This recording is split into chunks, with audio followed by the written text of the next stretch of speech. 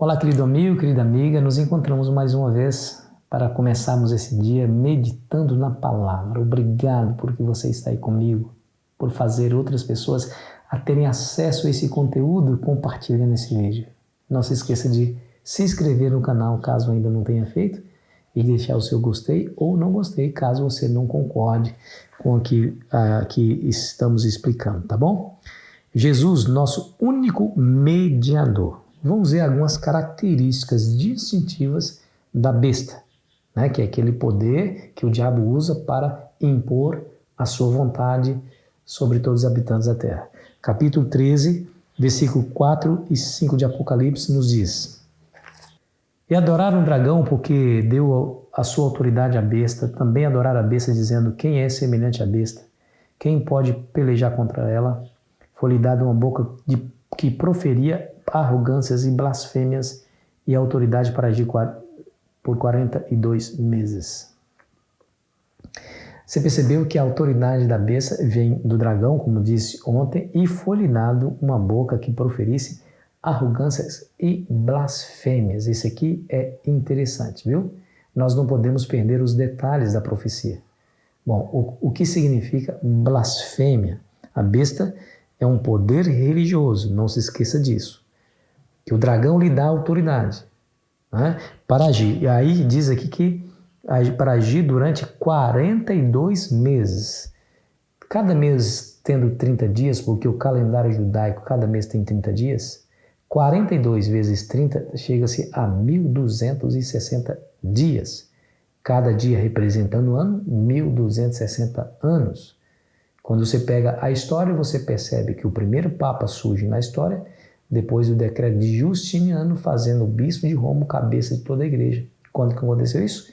538 depois de Cristo. Conta-se 1.260 anos. A partir daí, você vai chegar a 1798, quando a cabeça da besta foi golpeada de morte, mas ela se curou a esse golpe mortal. Qual foi a ferida que ele recebeu?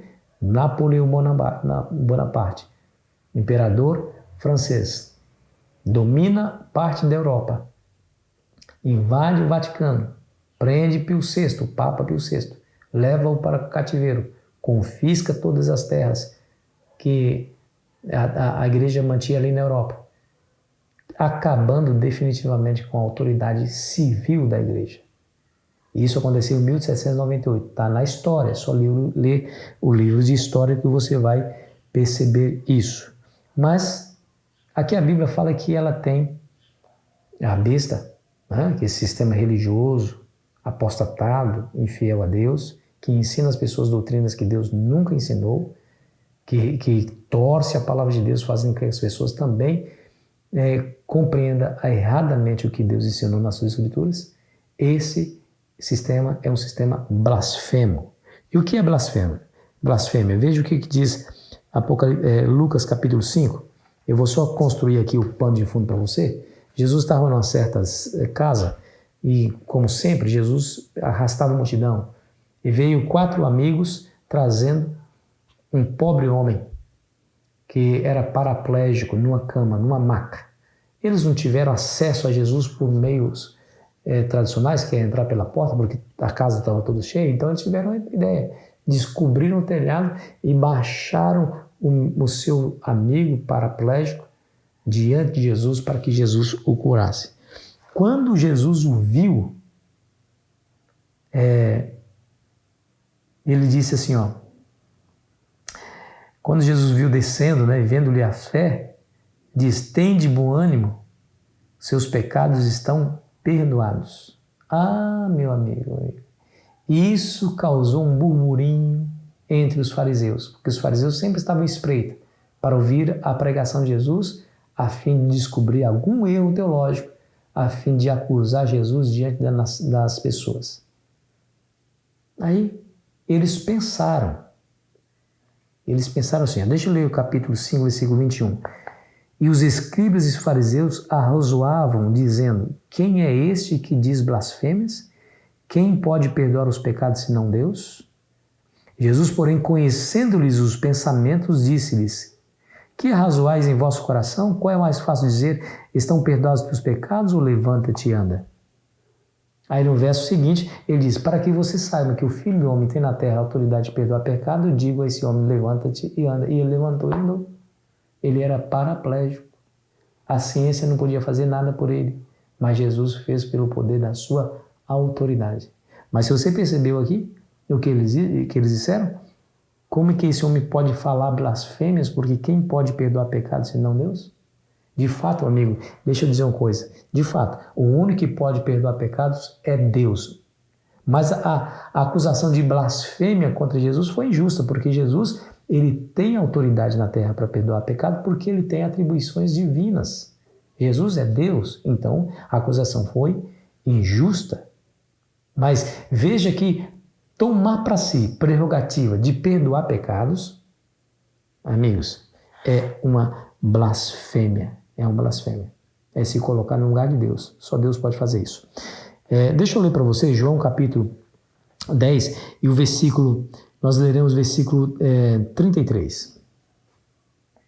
Responderam-lhe os judeus, não é por obra boa que te apedrejamos, e sim por causa da blasfêmia, pois sendo tu homem, te fazes Deus a ti mesmo.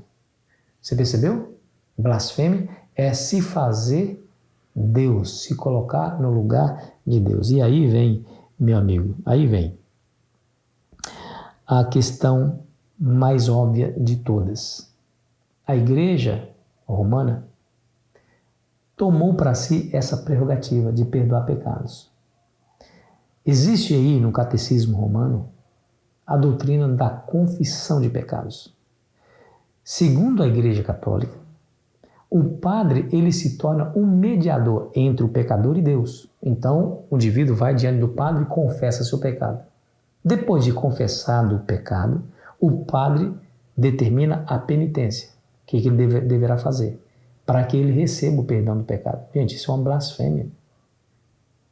O padre é tão pecador quanto eu. O pastor é tão pecador quanto os membros da igreja. Não dá para nós confiarmos na intercessão de alguém que precisa de um intercessor. Deixa eu ler para você 1 Timóteo capítulo 2, versículo 5. Porquanto há um só Deus e um só mediador entre Deus e os homens, Cristo Jesus, homem. Não há como duvidar, queridos. Jesus é o único intercessor. Por quê? Porque a sua intercessão é eficaz, porque ele não é pecador.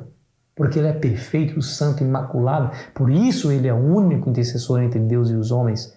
É para ele que devemos confessar os nossos pecados. É a ele que devemos pedir perdão. E não a um ser humano como nós.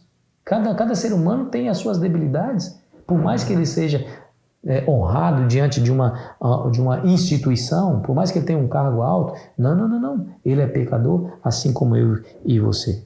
Assim como eu e você. Entenda isso. Nós não estamos aqui para ferir a fé de ninguém.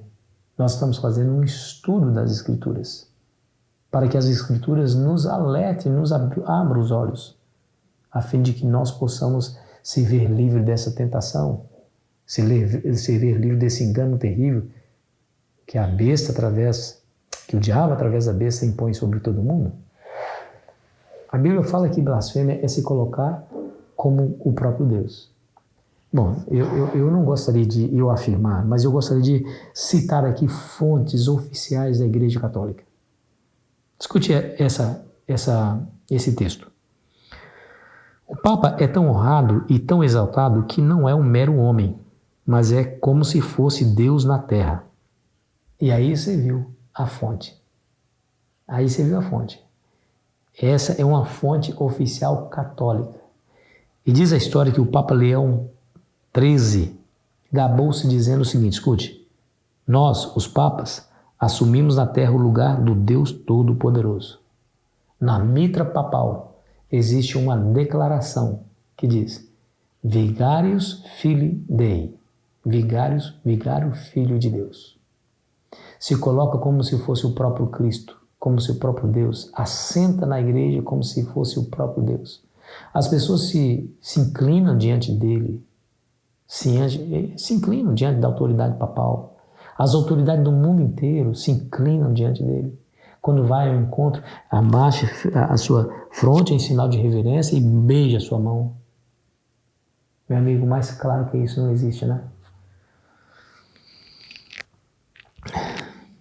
Bom, essa afirmação fica mais clara ainda quando nós entendemos o que significa anticristo. Nem sempre anti significa contrário, mas anti também significa se pôr no lugar de. Pôr no lugar de Cristo. Anticristo ou é contra ou é aquele que se coloca no lugar de Cristo. Que blasfêmia. Que blasfêmia. Pastor, como que eu me livro desse engano terrível que seduz todos os habitantes da terra? E as pessoas vão voluntariamente ante esse engano. Meu amigo, já falei e volto a repetir mais uma vez, é somente através de um bom relacionamento íntimo com Cristo no tempo de paz. Querido amigo, você é inteligente, Deus o fez inteligente. Deus a fez inteligente. Nós não somos como os animais que não têm raciocínio. Nós somos seres dotados de inteligência. E Deus espera que nós usemos essa inteligência a fim de pesquisar a verdade e compreender a vontade do Criador. Enquanto aqui você vive, viva pela fé em Cristo. Viva conhecendo e se aproximando de Jesus, para que você tenha certeza de que você está fazendo a vontade de Deus e vivendo no centro da sua vontade. Vamos orar? Ó Deus, nos ajude para isso, Senhor. Apesar de sermos inteligentes, nós somos maculados pelo pecado e somos influenciados por tantas coisas. Nos ajude, Senhor, a submetermos à influência da Tua Palavra e que ela seja a nossa salvaguarda diante desse grande engano que seduz o mundo inteiro. Pedimos humildemente, em nome de Jesus. Amém. Querido amigo, querida amiga, foi muito bom estar com você. Amanhã terminaremos aqui a nossa semana e espero você ansiosamente. Aproveite bem a sua quinta-feira.